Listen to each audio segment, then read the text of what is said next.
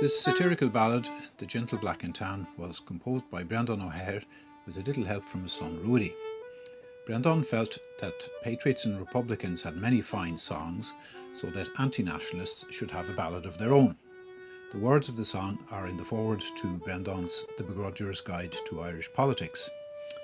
Deputy Oliver J. Flanagan featured prominently in the Begrudger's Guide, and Breandán would surely appreciate the fact that Deputy Flanagan's son, Charlie Flanagan, led an attempt to commemorate the so-called security forces of 1920.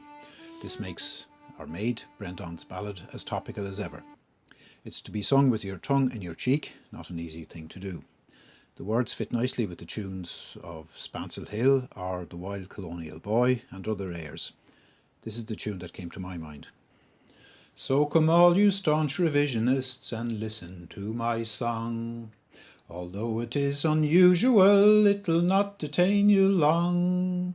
It's all about a gallant soldier who carried history's can. He dodged Tom Barry and Dan Breen, the gentle black and tan. 'Twas the curse of unemployment that drove him to our shore. His jacket black and his trousers tan, like a badge of shame he wore. Hunt down the rebel Irish and shoot them if you can. Oh, may God forgive me if I do, said the gentle black and tan. The burning of Cork City, well, it was one mighty blaze.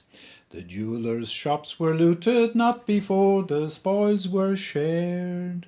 Gold and silver ornaments, rings and watches for each man. But I only struck the matches, said the gentle black and tan. Croke Park on Bloody Sunday was our hero's finest hour, with the crowds upon the terraces impossible to miss. With salt tears his eyes were blinded, and down his cheeks they ran.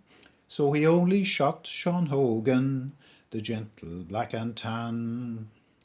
So come all you blinkered nationalists, fair warning take from me.